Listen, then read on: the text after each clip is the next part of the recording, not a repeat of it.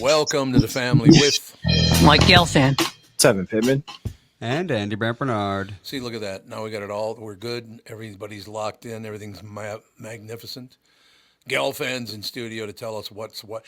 Mike, I gotta point something out to you. Well, I'm pointing it out to everybody, but the one thing that I find that's really unbearable right now is if you tune to Fox, the world is going to come to an end if Biden has another term. Right. If you tune to CNN, the world's going to come to an end if you reelect Donald Trump. Is there any way we can move without destroying the world, Mike? Well, it does kind of put you in a tight box, doesn't it? It really kind of does. No matter who wins, I'm screwed. Is basically what they're telling me. I mean, we live in an age of, first of all, an age of hyperbole. But the second thing is, from my perspective, is that really scares me is a lot of people don't believe in democracy anymore. And if that's one thing the founding fathers, didn't.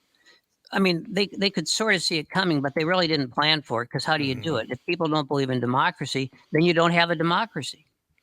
So for younger people, describe what democracy means to you. Yeah, well, democracy means that that you have. It starts with free, fair elections. I mean, that's the whole heart of it, right? Mm-hmm. So, but people don't believe that anymore. If it doesn't come out the way they want to, then they don't believe in free elections anymore. So right away, you got a problem. All our institutions right now are being shattered. So, yeah, they are. Every one of them. Yeah, and willfully so. So if people don't believe in that, I mean, yeah, you don't got much at all. And it's not just here. I want to point that out. No, it's all over the world. It is. Yeah. So what happened? Why did it happen?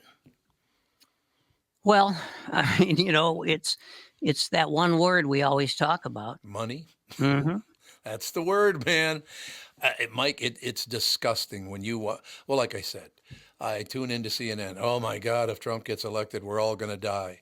You watch Fox. Oh my God, if they keep Biden, we're all going to die. It's like, I know you're making money by saying that, but why don't you try to make your viewers feel a little bit better about their lives? What about that? Yeah. Well, it's news. So I will say this, though. I was reading the local rag today, and they kind of go like 50-50 there.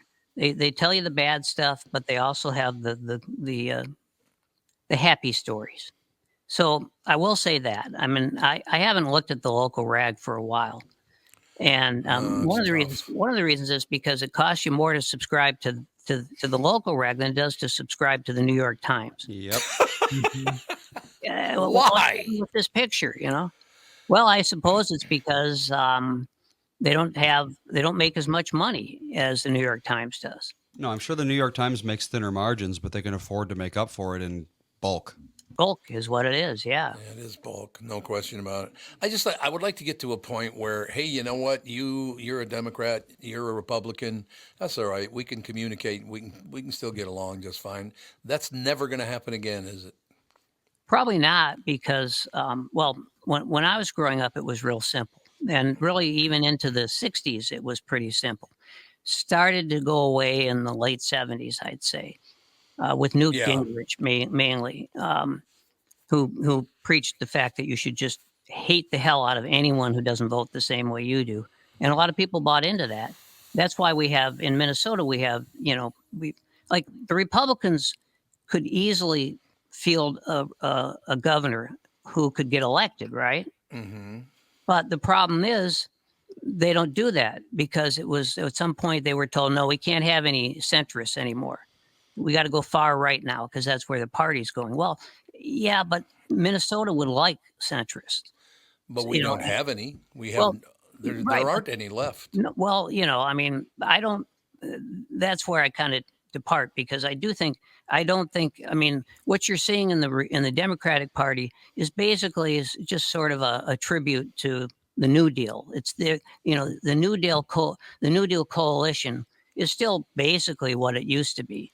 It's lost a lot of people, but it's still the same concept. But It used to be, it was real simple. Well, the Republicans, they want, fiscal conservatism.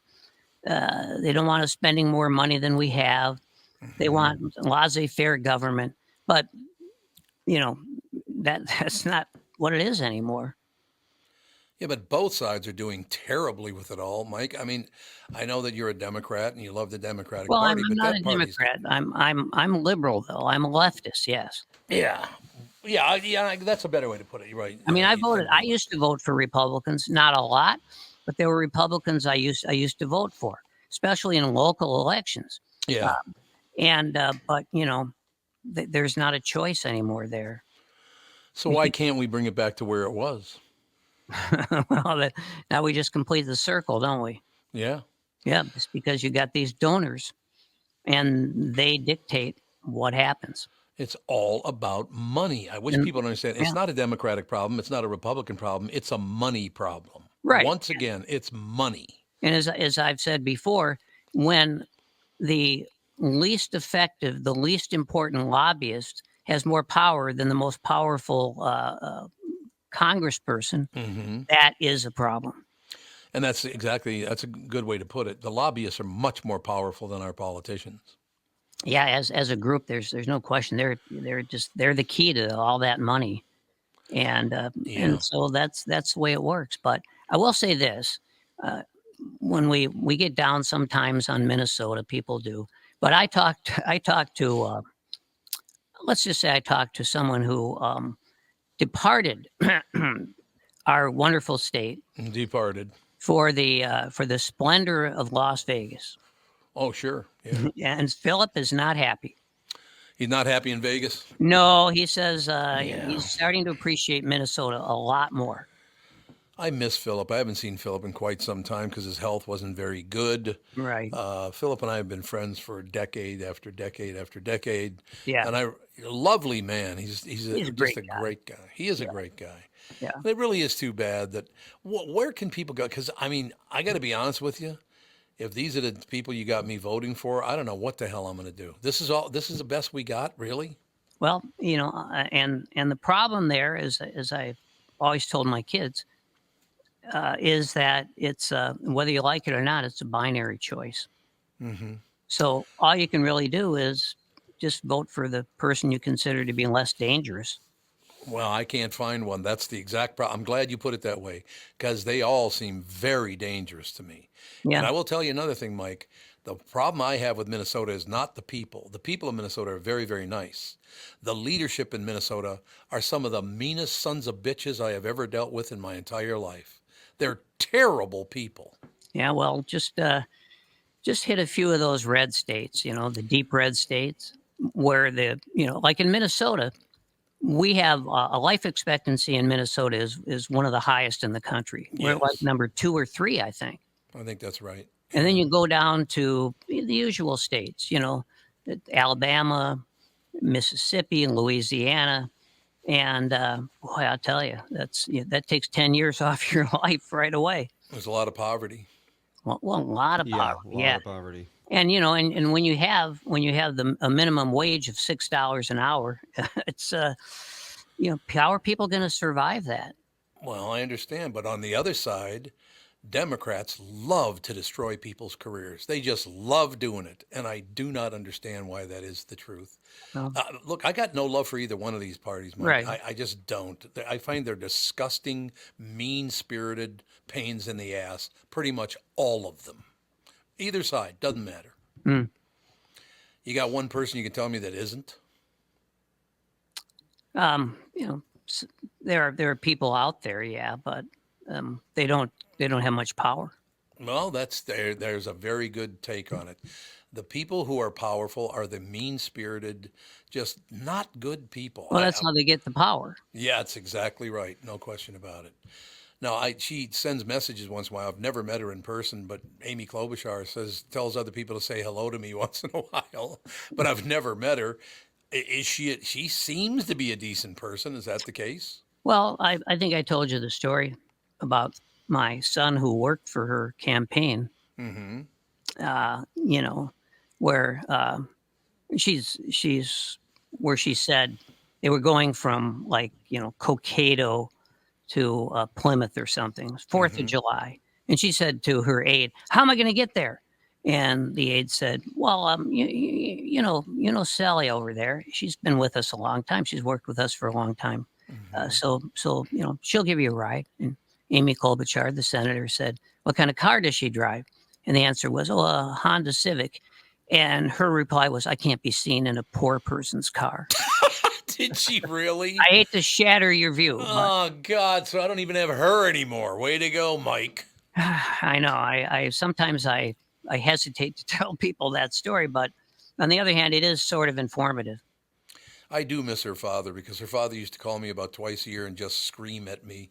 Yeah, And I but that do was when he miss was that. drinking. Well, that was when he was drinking. You're Yeah, absolutely right I mean, about he that. stops drinking automatically, like like he's no longer glaring at me. He said, "Mike, how you doing, Mike? How's your dad?" And I'm saying, "Who is this man? Is Nicest there? guy ever." Well, that's what I understand. I never talked to him when he wasn't drinking. Yeah, well, he So drank for a long time. he did. There's no doubt about it. God, he would get pissed off at me about these things. It's pretty amazing. And he was, he invented the greatest columns ever. Yet sometimes you actually believe the quotes in his column.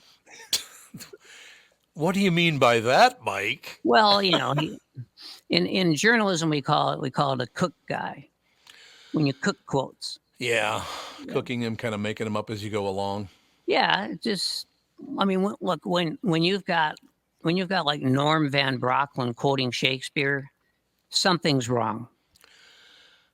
Yeah, I could understand. Yeah, Norm Van Brocklin and Shakespeare. I'm going with you on that one. So that was the great thing about those quotes, though. I mean, everybody knew he was making them up, right? So that's the question. If you know, you know how that works. Maybe it's not so bad. I don't know. And then, like he'd been doing it for like 30 years, and then some editor comes along and says, "I don't think that's a real quote." Well, And then, of kind course, of real. I spent 5 weeks on the copy desk at the Minneapolis Star, and then I quit. Well, actually, I quit after the second week, but I had to give him a notice. Oh, sure. Yeah. I mean, I was 21, and it was not my dream job, but I had needed to do something until something came in, And then I got a call 2 weeks in from the Wall Street Journal, and my reply to them was, "I can be there tomorrow." And but one day, the guy in charge of they call it the Rim. Today that has different meanings, but in those days, the Yeah. Rim was just this round table where the copy editor sat. So the guy in charge passes me Klobuchar's column, right? And I'm reading his column, and I got a pencil in my hand. That was the days when you had pencils, long gone now. But I had a pencil in my hand. It was, in those days you actually had a typed piece of paper that you edited, and so I'm just kind of like going through it. I'm not, and I touched the copy. I touched his column, as it were, touched the paper with my pencil. Mm-hmm. And the guy in charge of the copy desk freaked out. "What are you doing?" I said, "Oh, I'm sorry. I just was kind of resting the pencil here." He said, "Oh my God, I thought you were editing his column." Well, it wouldn't have been all bad. No. So, Mike, I kind of brought this up earlier in the week and all the rest of it. That I've decided that I'm in a situation in my life right now that, you and I are about the same age, achieved a lot of things, most of the things we wanted to do in our lives, and all the rest of us. How can we talk to Tevin and Andy, because they're now in charge? You and I have a very small voice compared to people who are in their 20s and 30s, maybe even the early 40s. Why is there no positive image on either side for people of Tevin and Andy's age? There's just no good news. There's nothing going, "Hey, this will really work if we can get everybody to do this. Just this one small thing, at least it's a start." But we can't even do that anymore. Yeah, and I think the thing is that what I see in my kids for sure, have always been newspaper readers, because Yeah. Yep. worked for newspapers, and they've always been, interested in the news, and I see them caring less and less about it. Right.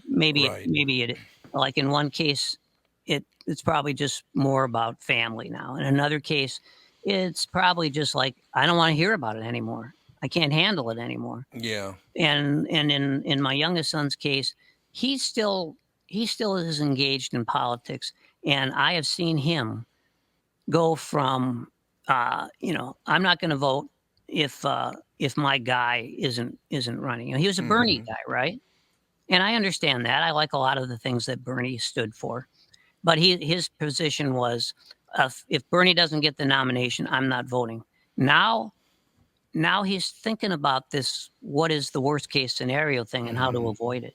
So he's become far more, I wouldn't say he's a centrist, but I would say he's a pragmatist, which is, I consider myself to be a pragmatic idealist.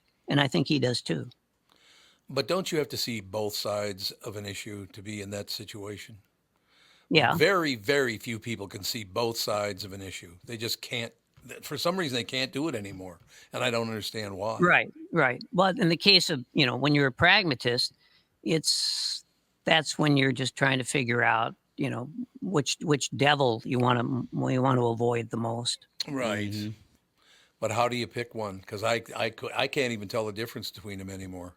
Mm. One, they both like to make money like a son of a bitch. They both love to spend our money like there's no tomorrow. There's some talk of the state rate in Minnesota going up to 15%. It's already at 9.1 or 2, Andy, is that right? I think well, it depends on where exactly you're talking. Well, I suppose that's Minneapolis, I true. believe it's 9 flat. 9 flat, yeah. So I yeah, mean, and that's of course, one of the things that we've learned, and it maybe has taken a while, is that income tax is income tax is for poor people. hmm. Because if you're rich enough, you don't have an income, you just have wealth. Yep, you do not have an income. A lot of these like ultra rich CEOs don't have an income, or they No, have a very small income, like a pittance for some. I'm sure that's also for tax reasons. yeah, no, they're making their money on things like stock options. Stock options are a Yep, beautiful thing for Yeah. CEOs, and that's not income. and that's not income. But I mean, there's a perfect example of why I think we should do our best to try to get these two parties to come together. And I'm not talking about the politicians. I Mhm. mean, we, the people on the street who Right. see ourselves as Democrats and Republicans, we are the ones that are going to have to come together because our leadership in Minnesota is dreadfully bad. I mean, it's horrible now. And as Philip would tell you, it's still a lot better than it is in most other places, or many other places. Yeah, many other It's funny places. because he said, we were talking about Las Vegas, and he said, man, it's just greed. It's all it is. This whole state is about Yeah, greed, yep, and well, it's when the economy of your state has been defined by mobsters, right. there may be some flaws there. So basically, you're saying that Kid Can destroyed Minnesota. Is that what you're saying? He might have if he had the chance. If he was given the opportunity. Yeah, well, and after Kid Can, it was my cousin, so Your cousin, that's exactly yeah. right. I just, I have to hold out hope, and I don't want Tevin and Andy to get involved in this conversation too. I have to hold out hope because I literally have gotten to that point, Mike, that I love the people of Minnesota have been so good to me and so wonderful to me. Mhm. I love them. They're just very nice, easygoing people. But once you get up to that upper level of running things, the very wealthy, the politicians, they are the worst people I have ever dealt with, and they cannot wait to harm somebody else. And that's not Minnesota to me. How did that happen? Or has it always been that way and I just noticed? I think that, I don't know. I guess Andy and Tevin have a different view of this because you and I have been around a long time. Hmm. But as far as I'm concerned, I mean, if I had a bumper sticker on my car, I think it would probably say something like, um, "And it can get worse," or "It always gets worse," It or always gets worse. "You Yeah. ain't seen nothing yet." How can it get even worse, though, Mike? And I know you're right, it can, but Mhm. how can it? Well, we'll see that when we totally dismantle democracy. And how can we do that? How are we doing that? Well, a lot of it is just because people don't believe in anything anymore. They've been Right. taught not to believe Right.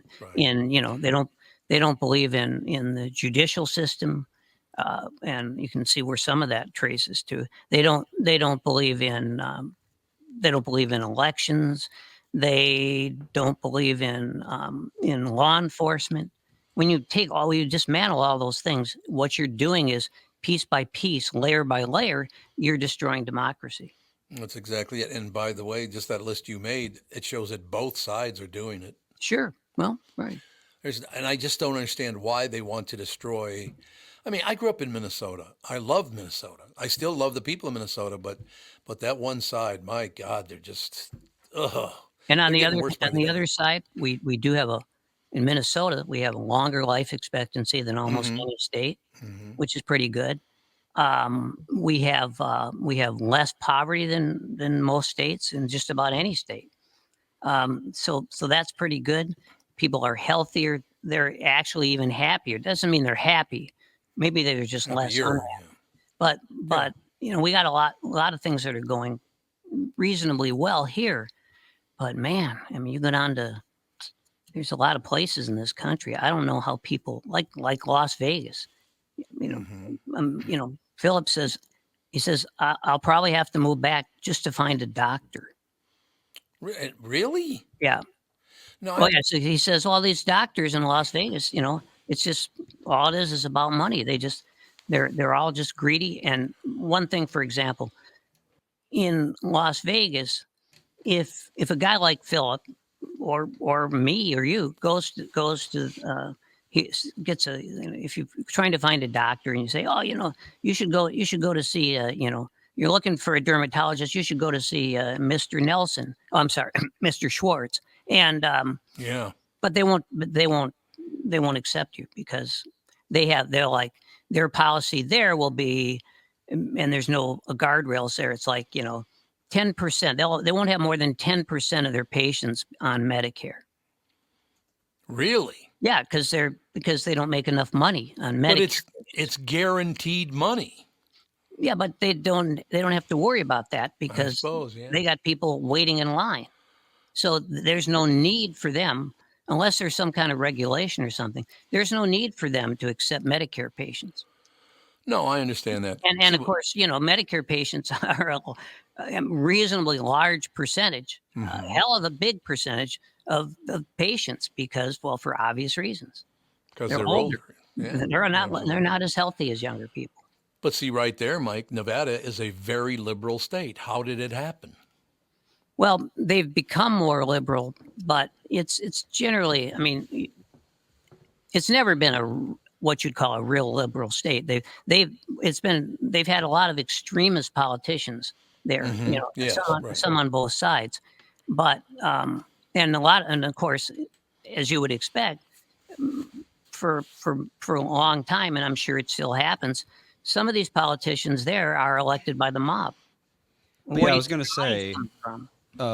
Las Vegas politician probably attracts some not so great people in general because it's like, Hmm? hey, I'm going to be in with the mob. Yeah, well, yeah, That's what they're there for, is the mob connection. yeah. Well, so Yeah. was Minnesota. I Well, mean, we did have throughout the, Kid Can, as you said, well, we had many other people other than Kid and then Can we had from, the guys who my cousin was involved with.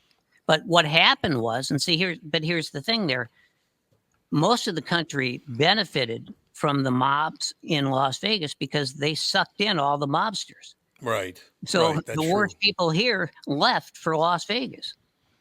Yeah, pretty much true. There's no question about. I look. We used to go to Vegas and do a show every year, and we just stayed downtown. I went out a little bit. There's some beautiful areas in Las Vegas, no Oh yeah, question, but it's just not real.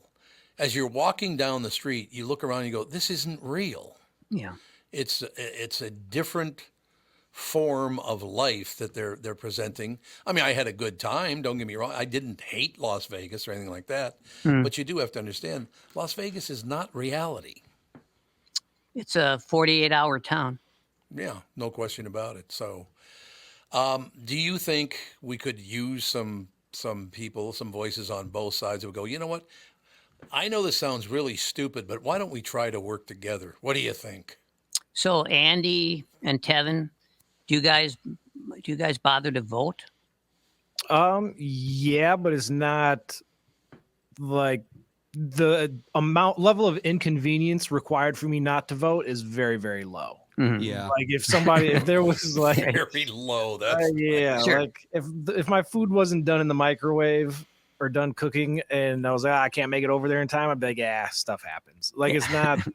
There definitely has been a not as much of an emphasis, I think, in the current like younger generations of my vote really makes that big of a difference. Well, it depends on where you live, because like in Minnesota, for example, presidential election and Senate are foregone conclusions. There's no point in even voting in those. right. But like local elections, your district, again, depending on your district, I mean, many districts in Minnesota are already also foregone. They're either going to vote one way or the other 100% of the time.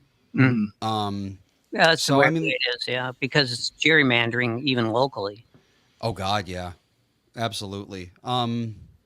So, I mean, yeah, I mean, it really depends on the election and where you live, because in most, I would say most places, voting is pretty much pointless Yeah, because well, it's yeah. already it's set in stone. It was set in stone when you were born. Well, you look at the House of Representatives, and there's like 30 seats that are actually contested. 30 seats. That's it. Yeah. You know, there are a lot. I mean, how many House seats are there in California? In California alone, there's probably like 40 House seats. Right? 435 total. Yeah, So 435. less than 10% of the seats Right. are contested. Yeah, and I'm saying like that's there are fewer states, there are fewer districts that are that are really really contestable in the country than there are House seats in California alone. Yep. Yeah, and even going through like the last election, I remember looking down the ballot, and most of the categories had one name where it's like it's not even I don't even need to write Yep. anything in or check any boxes. Yep. This person's going to win. And I remember sitting in the like election booth or whatever, and was like, you know what? I should just run just to contest one of these people. Like There it's, you it's a go. lot, Oh yeah. and like just people in general. Like it's probably a lot easier to get elected in some of these spots than some people would think, just because there's nobody contesting half the people that are running. There you have it. I mean, I look back and I was thinking about this the whole time we've been talking for the last half hour here. My mother was a big time Democrat. There's no question. She loved, well, and again, when JFK got elected, being a Catholic, that was, oh God, that was a huge deal right there. Oh yeah. People said we'll never have a Catholic president, Yeah, now we've had two. and they completely control the Supreme Court. So how things have changed. So how things have changed. It is interesting how the Supreme Court is overrepresented with Catholics, but the presidency is very underrepresented. Yeah. I wonder how that happens. Well, certain minorities don't have much of a chance, do they? In what? Well, it's like I always said, when I was young, my mother said, Michael, typical Jewish mother thing, Michael, you're so smart, you can do anything you want to do. And I'd say, well, geez, Mom, I mean, could I be a lawyer? She said, well, of course you can. I said, could I be a doctor? She said, yes, you can be a doctor. I said, can I be a president? She said, no, not that. Why not? Because there's never been one. Barack Obama. I think he means Jewish people. Oh, but you can't just close in on your own outfit here. We got to talk about all minorities. Exclusionary Gelfand. That's why we call you Barack that. was Jewish? Yes, he was. Probably was, to tell you the truth. If it made money for him, he was. I can guarantee you that. Oh, Well, the well, problem is, the problem is like there's the Jews represent what 2% of the population, and of course black people or people minorities in general. I mean, it's like 45%. It is, yeah. So you're blaming people of color. That's Exactly, what I heard. yeah. That's what I heard anyway. If only we weren't associated with you people, we'd be president. I just wish we could sit down, four people, different ages, all the rest of it, and go, if we would just do this and get these people to shut up and being so negative. I mean, to me, all you guys, the three of you and all our listeners, this is more like all-star wrestling every year. Here, I still think there's a head Democrat and a head Republican that get together, maybe in some basement diner somewhere and go, okay, well, I'm going to throw a left hook. So then you pretend you've been really hit. I mean, it seems so set up to me. This whole thing, it feels like both parties get together behind the scenes and go, we're really going to F with the people here. We'll make a ton of money. They'll be miserable, but so what? Yeah, well, even in like this whole, Trump going to court and is he going to get in prison or whatever, when they first announced like his charges or that we're going after him in New York, when they reported, they'd be like, all right, here's what's going on now, but we already know that Trump's going to do X, Y, Z, and then they're going to go and do X, Y, Z. So really, we're years away from getting a result. So it's like, yeah, they can already predict. It's become so predictable that they know kind of how everything is going to play out. It's just sitting and waiting, and like you're saying, watching it like wrestling. But the politicians themselves now, they have kind of an upbeat attitude. I mean, look at Iowa. Ron DeSantis gets defeated by what, 40% or something, and he goes to the microphone afterwards. I figure he's going to give a concession speech, and he says, "This was a great victory for us, and now it's on to New Hampshire." Like, what? Hold on. On to New Hampshire. Well, you only got beat by 40 points, Mike. It's not that bad. Well, I guess not, because it's all about expectations. They create the expectations, and then they always exceed it. Every candidate won. But you know what's amazing about that? I always, and I know this is just I live in my own little special world here or whatever, but whenever I see something like that, I think back in the days when, we were at the queue together and we had like a 37 share in the morning or whatever the hell it was, just slaughtering everybody. I would run into other people and go, well, there's this open window there. It's like, no, not really. No, there really isn't. I just really wish that every day when you watch the news, it wasn't always negative and we hate you and you hate us and everything's there. It just seems like it's so orchestrated to me. Do you think there's at least a bit of Hollywood in this whole thing? Oh, there's a lot of Hollywood. Nobody just tells you the news. If a bill was signed, they don't say, hey, this bill was signed. They go, here's what this bill being signed means for you. And they try to, they got to put your spin on it. Like, nobody just tells you what happened. They got to give you kind of the nuance and try to influence you to think one way or the other. Mike, did you ever go through, or any of you guys go through a situation, because, going back through my life and all the rest of it, there was a period where politicians of a certain ilk were very, very nice to me. And my God, they were just unbelievable and constantly doing this and doing that and blah, blah, blah, blah, blah. Now, if I called one of them, there's no way they'd answer the phone. Not a chance. There's nothing in it for them. So the impression I get from all politicians, and I mean 99.9% of politicians, is they're in it for the fame and the money, and they couldn't give a rat's ass about the voters. Well, I'm fortunate in that respect because no politician has ever respected me. Are you sure? When I covered City Hall, which I never won. Oh, that's true. That's true. Yeah. But I covered City Hall, and I got it always from both sides. They all hated me. Really? Because I like to write about who was really running the government in those days. And the Democrats, of course, always ran.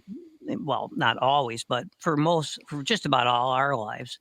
They've always run it's city, right? So Democrats controlled the city council. And when I covered City Hall, now we're talking about going back to like 1975 or something. It's only 50 years ago. Yeah.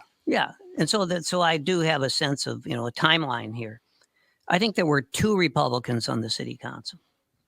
And, right. And obviously there are none now. So like, I wrote a story about how the Democrats who controlled the council were basically, I don't want to use the word controlled, but highly influenced by a certain law firm.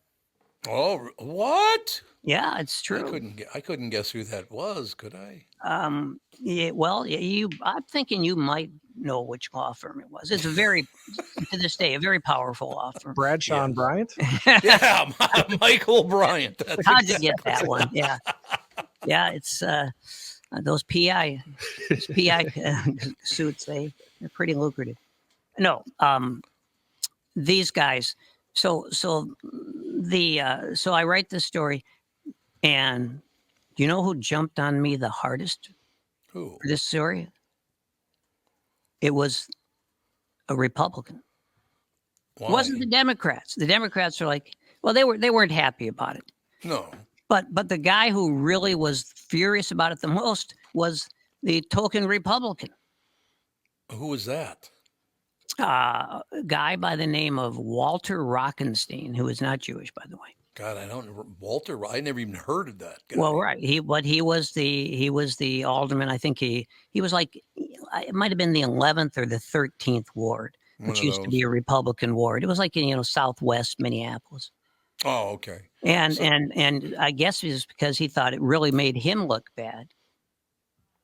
Why did it make him look bad? I don't understand. I guess because he just thought that I didn't even bother to talk about the Republican influence because there was none. Well, there isn't any. No. What do you want to talk about? If there's no influence. How are you going to talk about it? I don't know. It always puzzled me, and he's standing there in the corridor of the city council, and he's berating me. He's just and I finally just listened to him, and I finally said, "Listen, asshole, I'll do my job. You do your job." Yeah, there you go. That's a And he fair just argument. didn't have an answer to that. I mean, that's just the way it is. I really wish that when we elected people to office in Minnesota that we forced them to do their jobs instead of just collecting the money and then go running and hiding. Some of these people you never see again after they win. Oh yeah. What are you doing? Well, yeah. Well, in your situation, Tom, when they come on your show and you're asking them questions before they're elected, they get to just kind of say whatever, oh, this is what I plan on doing. But then once they get into office and they stop doing what they said they were going to do, now those questions, it's a lot harder to lie your way out of what you're not doing after you said you were going to be doing it. So that makes perfect sense, but it would kind of disappear. And there is almost no such thing as a bipartisan bill. You look now; they've been arguing now, and they'll continue to argue for years about gambling, because they like there's about 35 states where you can gamble on sports, for example, Right. more or less legally, usually legally, but with some restraints. But they can't come to terms with that. Like there was a story in the local Clarion, I think it was yesterday. The local Clarion, I like that. Yeah, it's kind of classy, isn't it? It really is. Yes. And it's like so this guy he's looking for a middle ground because he knows that all these various interests want a chunk, right? So he's saying, okay, so here's a bill, and this bill we're going to give some money to the Indian casinos, and we're going to give some money to Canterbury Park, and then we'll give some money to the what's the one in like Mystic Lake. Well, no, I was thinking about the something Aces. Oh, Running Aces. Running Aces. Yeah. Oh, there you go. Yeah. Okay. So we're going to give some money to them. Then we got to give some money to the rich people, but we got to give some money to the poor people. We got to give some money to Democrats. We got to give some money to Republicans, and we're gonna have to give some money to the to Gambling Anonymous. Yeah, we got to get them some money. And then what about the environment? We got to give some money. And it's like, so how in the world are they ever going to? The thing is, just do it. Just say, okay, this should be legal and do it. But no, they'll be arguing about this. I would say, let's just say that Andy and Tevin will be in a rocking chair. Yeah, I'm not anticipating being able to bet on sports legally in Minnesota anytime soon. So Diamond Joe's down 35 in Iowa. This is going to be right. And what happens is, because they can't figure this out, what happens is people like me send their money overseas. We bet on offshore casinos. Yep. Oh, sure. And that shouldn't be. None of my money should be going to some little mob group and in an island off the Mediterranean. That just shouldn't be. There's money to be had here. Not a lot of money. Not a lot, but there is some money that the state can capture, right? But they'll never capture the money. They'd rather it just goes to mobsters overseas. Right. Well, they'd rather have nobody get anything rather than them give an inch and make it look like they took less than somebody else. Yeah. Well, what they see is they see free money, And it's just like, it's like if you went into your kitchen and poured a gallon of honey on the floor. Oh, they're coming from everywhere now. I didn't know there were so many. That's the deal. Yeah. I the whole thing, Mike, and this is a subject that I haven't broached with you, and I will not if you don't want to do it. But I watch the national news, and let me just put it this way: there's a group of people I grew up with. I grew up with Catholics, Jews, and black people. There's a group of people I grew up with that are being attacked by every university in this country. What the hell happened? Well, I think that it's a reasonably small minority in most places. But what's happening now is that everything about, and this is a reflection of things that just have gone wrong. Mm-hmm. Everybody wants a piece of higher education. A lot of people don't want Yeah, higher right. education. They want to freeze out the middle class and the poor from higher education. Yep. And so that's kind of corrupt right there. But the point is, everybody, like, oh, we're going to destroy these universities because there's some professors there who have beards and once went to Cuba, and it's like, so, Tom, you can see what's happening in Florida, where they had one kind of, well, you could call it a leftist university because because the students there were pretty freewheeling and they weren't mainstream people. And there were a lot of gay people there at that college because it was known as was the one college in Florida that was friendly to gay people. So of course, Ron DeSantis and his pals come in and they replace everybody in charge of the university with far right politicians because they want their side to control everything, every piece of the culture in Florida. Now, obviously, as you know, there are many places in Florida that don't want that. No, there's no question about that. But they're not in charge. You don't have to say the name of it, but where was this university? I can't remember the name of it, but you'd find it in a second. Andy, you could find it in a second. This college where like all the I don't know if they call them regents there, but they replaced like overnight. Once DeSantis came in, they replaced everybody who had anything to say about things at the university with politicians who DeSantis probably owed some favors to. Mm-hmm. But what New College of Florida, I believe, is what you're talking about. New College of Florida. Where is it? Yeah. I've never even heard of it. It is in Sarasota. Oh, it's in a nice place anyway, so that's good. Mm-hmm. Yeah. But Mike, I didn't see this whole anti-certain group of people thing going on in our colleges, and it's a big movement. Yeah. What the hell happened? I guess it's just extremism is what it is from both sides. Not both sides in places like Harvard. No, but as I say, now you go to Florida and it's entirely different culture.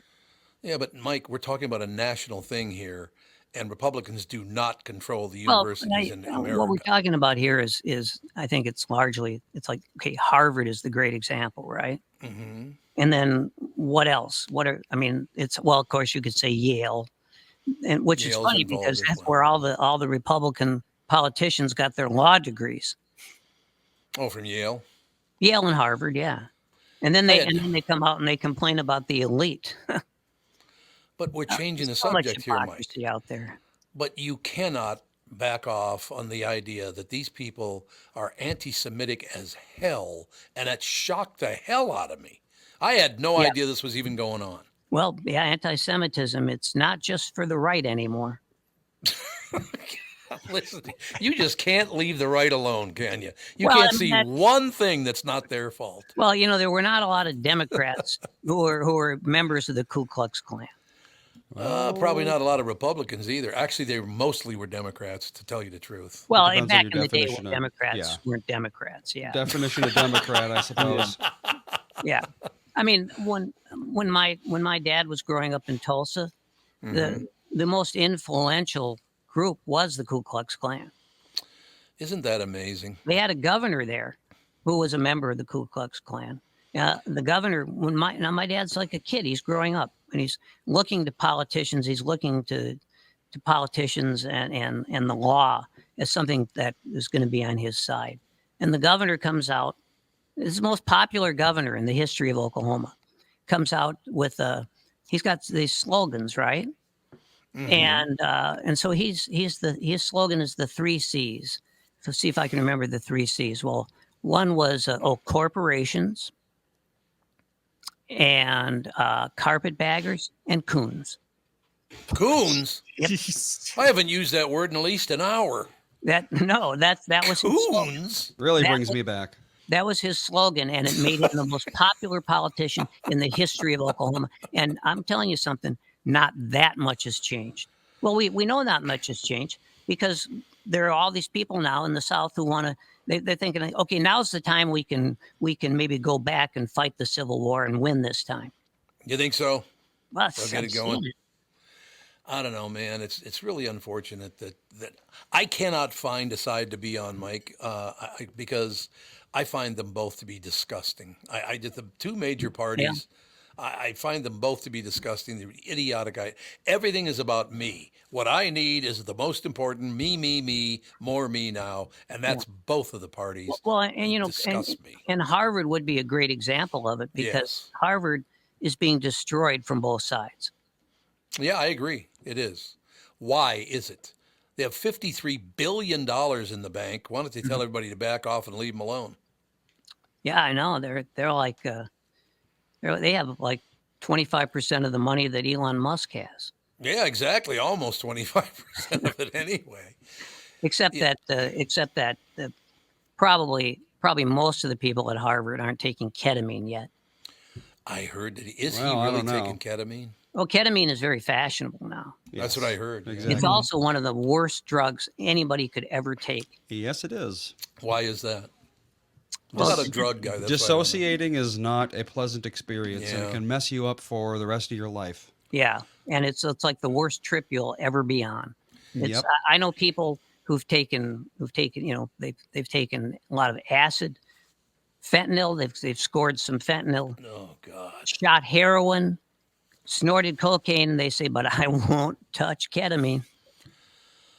I don't even know anything about that. We've talked about this before. I did cocaine once in my life, and I did LSD once in my life, and neither time did it affect me at all. Is there something wrong with my brain? Maybe you had to take them at the same time. Yeah, maybe that's what it is. I don't know. I mean, I snorted some coke once. Mm-hmm. Somebody had some, and I'll just see what it's like. I'm with you. I didn't feel a thing. Nothing. Maybe we did something wrong, though. Well, if you snort it, you snort it. I mean, it's... Yeah, I would think so. But and LSD, I did LSD once when I was 16 years old, and I was down by the Uptown Theater, and I kept staring. Remember that big tower that kind of went up in the Uptown Theater? Sure. Lights that start at the bottom, go to the top. Mm-hmm. I thought, oh my God, that thing's going to be amazing on LSD. Nothing different. Now, is it possible that I really didn't get cocaine or LSD, that I just got some fake version of it? Yeah, that's possible. Oh yeah, absolutely. I suppose it was. Maybe, but the thing about acid especially is it's like you could go over to the West Bank and on any corner you could score some acid. Yeah, that's true. Because it's just too easy. It's like fentanyl now. It's just it turns out eventually it's just too easy to make in a laboratory. Well, and also you need such a small amount that it's extremely easy to hide. Mm-hmm. I mean, you could probably hide 100,000 doses of LSD in a thermos. That's probably true. Where's all the fentanyl coming from? Is it really coming through the southern border? Because that's where they say it's all. Some of it is, but I mean, a lot of it's coming from China, and right now, the fentanyl they've been finding a lot of fentanyl labs in Canada. Right. Yeah. That came up, as a matter of fact, on the national news yesterday. What about the people sneaking across the northern border? Mm-hmm. Now, the numbers are nowhere near the southern border. No. But there are people that come through that northern border, a lot of times Lake of the Woods, from what I hear. Well, it seems like right now, from what I've read, most of the fentanyl that is made in Canada stays in Canada. Mm-hmm. Because in Canada, they have per capita, they have as many fentanyl deaths as we do here. Right. Right. Exactly. Canada's interesting. If there's one place that's further locked into their politics than the United States, that would be Canada. They have very, very specific things they believe in Canada. Look, I love Canada. I've been there many times. I Yeah. love Canada. One of my best friends is Canadian, so I'm not saying a word about it. But it's just you just never hear of any problems coming out of Canada. They do a good job of covering that up, don't they? Well, I don't know. I what do you think the biggest problems in Canada what are the biggest problems that are being sort of covered up, as you say? No, and I'm not saying they covered it up. It just, Just people uh, just don't care, you think? I do not. Well, look, by coincidence, Mike, I just ran into a guy. I went for a walk and I was wearing my Banff Canada sweatshirt. Hmm. And we love Banff Canada. Yeah, I do too. And the guy saw it and he goes, "Oh, you Banff Canada, I love that place. It's beautiful. You Canadian?" I said, "No, I'm from Minnesota." And he goes, "Oh, so you are Canadian?" He literally did not know that Minnesota was not in Canada. Oh no, when I worked, many years ago, I worked as an intern in Congress, Yes. and there was a guy who worked in the office. He was like one of the top aides. He'd say to me, because I was working in Mo Udall's office. He was Oh, sure. congressman from Arizona, Yep. and this guy would say, "Hey, how are things in Wisconsin today?" Yeah. Well, that's pretty much it. All right. Any closing words from the three of you? Nothing for me. Nope. Gelfand? Well, let's see. Words to live by. Words to live by. There you go. It always gets worse. We can close the show. By the time we're back on again next week, things will have gotten worse. Yeah, that's right. Okay, Mike, is there any way that we, the voters, can prevent that from happening? Anyway, Well, there is voting, there is voting, but and it it doesn't is work. a binary process. There always is something worse. I suppose. Yeah, I suppose that is true. But, well, we'll do the best we can. And it just, like I said, I wish that I could find one person that I could get behind and go, hey, you know what? This is the person that should be president of the United States. Mhm. Never going to happen that way. Well, I've felt that way about some people, but well, I mean, I felt good about Obama. One of the few presidents I felt pretty good about. He obviously he didn't do everything I would have wanted any president to do. Right. But I mean, when I go back to so many presidents, he was refreshing. I mean, look at how many presidents just lied about everything, got us into wars that we had no business being in, wars that didn't do anything for us or the countries we were in. We had a lot of those guys. We had Nixon; he was a criminal. Oh, yeah. And then He you was had, not a crook. Not a that's crook. right. And then not a of course, crook. we had your Irish Catholic guy. What was that all about? You mean that the guy who was in the mafia? Well, we know that he probably. On the other hand, you could say he was in the mafia. On the other hand, a lot of people believe the mafia assassinated him, and certainly his brother. No question about that. It was the mafia that took him out, and that because his father Joseph was one of the biggest pricks ever born. Right, and yeah, exactly. He was